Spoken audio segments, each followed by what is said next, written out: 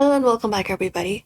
Today we are providing you with a step-by-step checklist to review the toll charges and toll pass after your trip with the Alamo rental car so that you do not get surprise fees later. So we can head over to alamo.com and log in into our account if we are not logged in. And there we can try and view it. Otherwise, we can check our final rental receipt.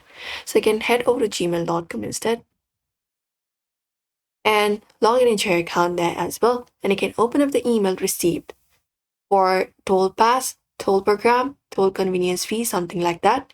Any per day toll pass fee. You can just go and check it out, and the dates charged match the days you actually use toll roads for, and the daily fee was not applied on days you did not pass the tolls.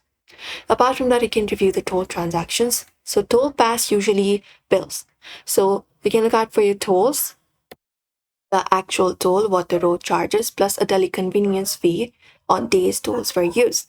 And the toll amounts look reasonable for your routes, no duplicate tolls for the same plaza or the time, and no tolls from places that you have never drove. You can just go and check it out.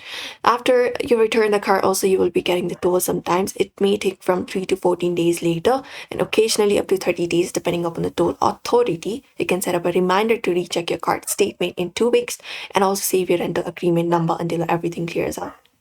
And also make sure that you were not double charged when you were checking it out. And if you have not enrolled in Toll Pass and dropped through the CAS, less tolls, you will be seeing the toll amount plus an admin fee per toll or per day. You can verify fees that align with your contact says, or no charges on days you stayed off toll records. At the last, if something looks off, you can contact the Alamo customer support directly and ask for a toll audit and fee adjustment, and that should also do it. But usually, that is how you should be able to do it, everybody. So, we hope this video was helpful. Give this video a like and subscribe for more.